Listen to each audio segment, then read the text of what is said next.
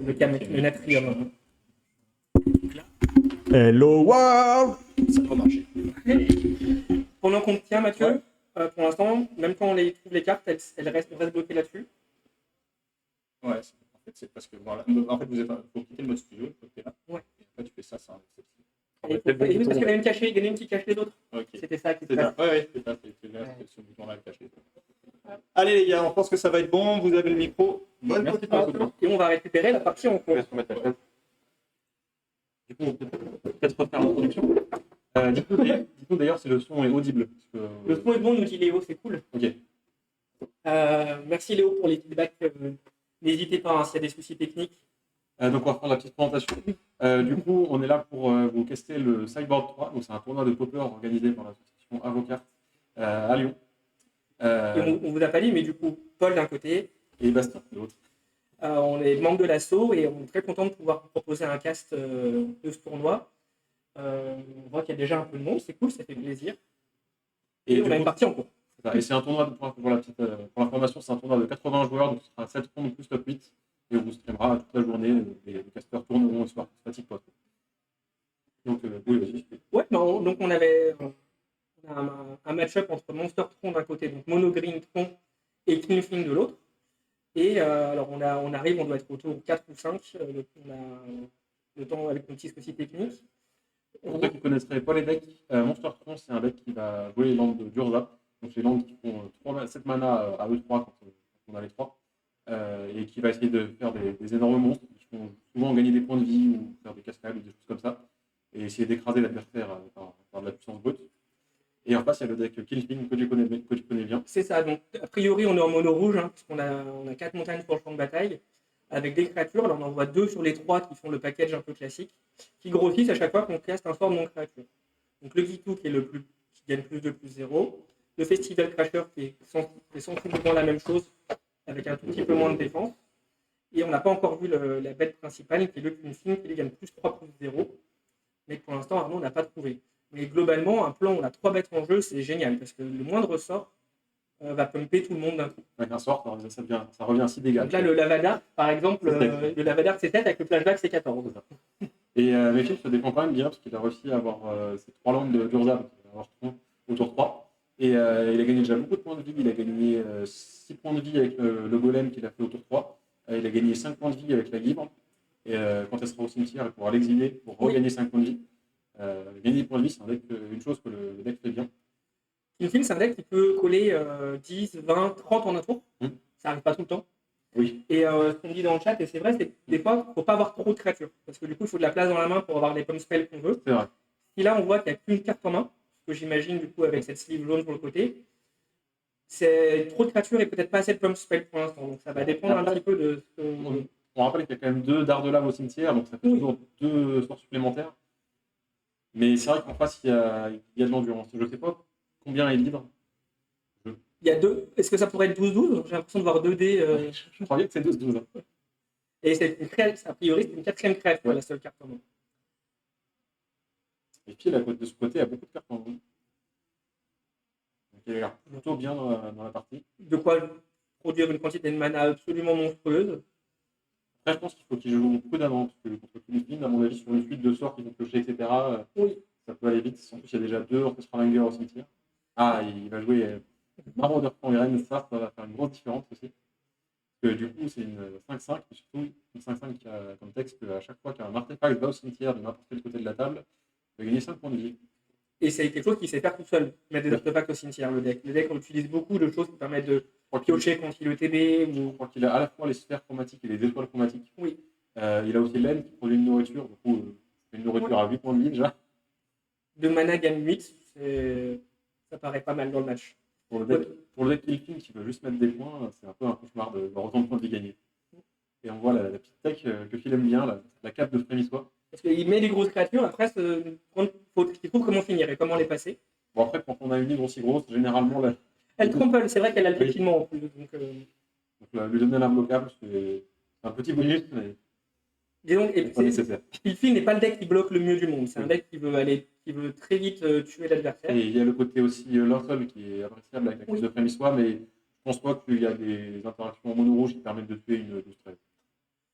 Je pense qu'on peut la fermer de manière sûre.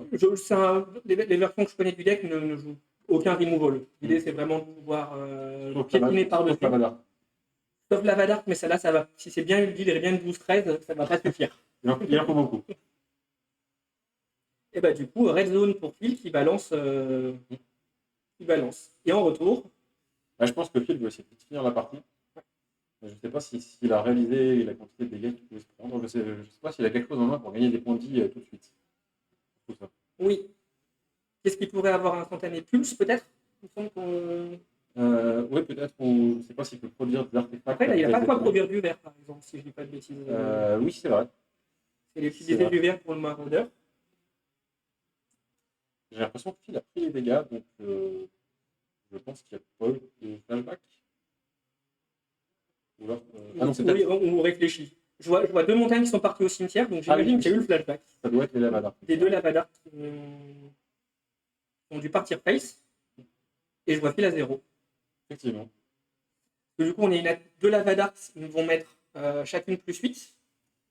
Oui, c'est ça. Voilà, donc, parce qu'il y a 2 créatures qui sont bloquées. On imagine qu'il y a 2 bloqueurs, donc, mais du coup, chaque Lavadark met 5. Plus les 2 points de base. 12. Ouais. Et je crois qu'il était à 11 avant la phase d'attaque. Ah, il a peut-être été un peu ambitieux sur sa phase d'attaque. Oui. Et pourtant, il faut savoir que Phil joue trop. Alors, sur une version un peu ragdos, un peu particulière, joue King, je veux dire. Oui. Normalement, il a une idée du pouvoir qu'il y a en face. Après, peut-être qu'il se sentait menacé et qu'il se disait qu'il devait terminer la partie vite, ce qui n'est pas non plus aberrant. Clairement. Mais il s'est peut-être un peu précipité quand même. S'il pouvait juste avoir un choix de gagner 5 points de vie avec un congrès, je pense que ça fait la différence. Ou même juste mettre un gros bloqueur de plus. Ouais. Ça faisait qu'il n'y avait plus qu'une seule bête qui passait. Et... Peut-être patienter un tour, essayer de trouver un monstre en plus pour tenir le board. Après, on n'a pas vu sa main. Si ça se trouve, il n'avait rien en main et il s'est dit qu'il fallait plus vite.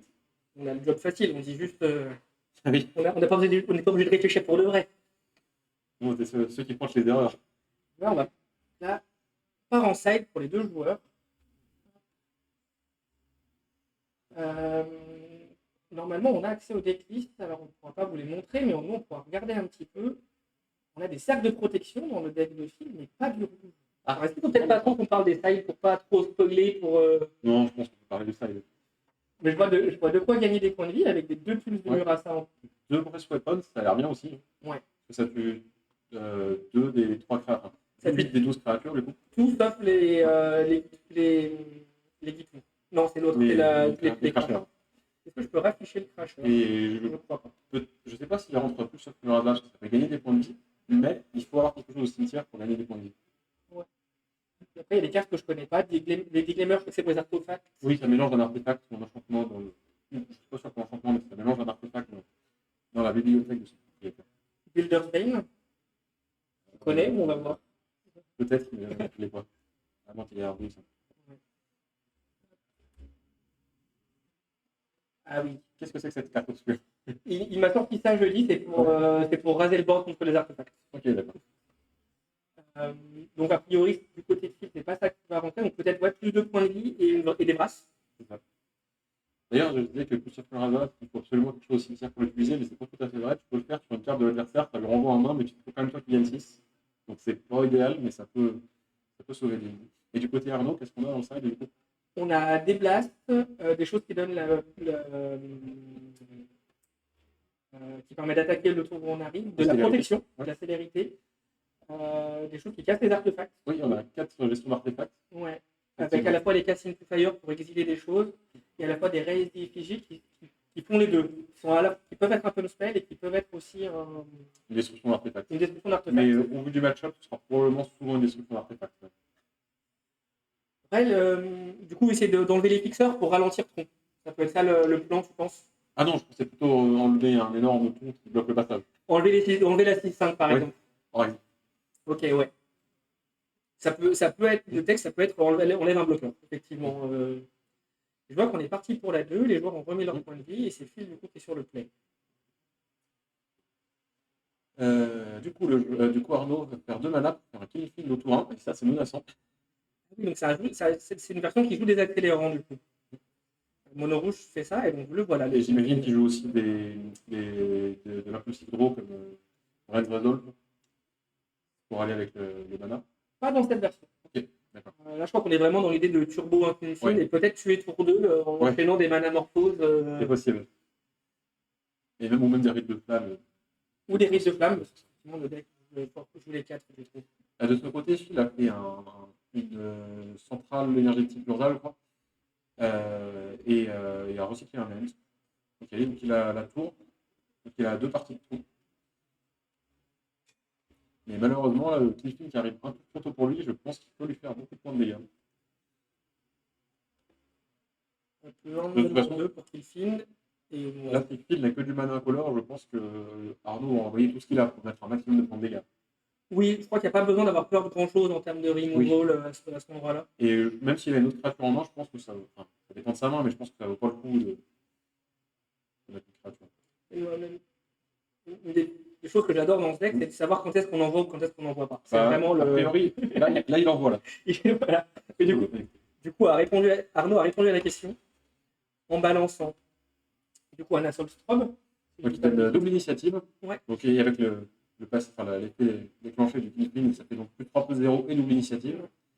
Et il tente de lui donner protection contre je ne sais pas quelle couleur. Je ne sais pas si c'est pertinent, en tout cas c'est un sort gratuit. Enfin, c'est un sort pour un. Ça n'a pas d'importance. Du coup, il va lui proposer 14. Il va lui proposer 28. Il y a donc 6 triggers. Enfin, 3 triggers, donc plus 9. Ouais, donc je pense que c'est létal là. Ouais. Ok, bah. Plus 9, plus le mutagénique, on est à plus 11. Avec la double initiative. Donc c'est une double initiative, donc ça fait 24. Terminé. Et bah, c'est bien. On a plus de temps pour régler les problèmes de stream comme ça. Mais par contre, je me suis trompé, du coup, c'était. Donc c'était 2-0 pour Arnaud, c'est Arnaud qui a gagné la une. Oui, tu as juste mis la coche du mauvais côté. J'ai coché la coche du mauvais côté. Phil, t'as moins 4, il a eu l'honneur de montrer qu'il avait pris les 24 tour 2, du coup. Je pense qu'il est un peu déçu là. Parce que quand en tronc, avant le tour 3, tu fais pas grand chose, et mourir tour 2, même avec n'importe quel deck, mourir tour 2, c'est dur. Et il était si content de passer en table filmée en plus. Et il montre le Breath Weapon qu'il avait rentré du coup. Les Breath Weapon, ça coûte plus que 2 mana malheureusement. Non, bien joué de la part d'Arnaud d'identifier que il y avait une fenêtre en dessous. Il fallait passer sous, qu'on voulait vraiment arriver très vite à faire un truc très vite. Et Rite of Flames, il perd une carte pour s'accélérer, mais s'il avait déjà ne serait-ce que la double initiative et la mutagénie en main, on n'était pas loin de l'étal. Peut-être qu'il manquait une pièce, peut-être qu'il avait tout pour le tour 2 déjà dans la main de départ. Bravo. Dans tous les cas, même s'il ne tuait pas, il était quand même plutôt bien. C'était pas garanti que Phil affronte le tronc au tour d'après. Parce que je crois qu'il avait juste recyclé un end, mais il n'avait pas eu de sélection de cartes. Donc c'était même pas garanti qu'il fasse un play impactant, pas vraiment impactant au tour d'après. Je pense qu'on va se laisser là pour la ronde 1 du coup.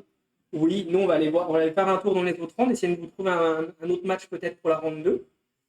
Et on repasse en mode attente et à tout à l'heure.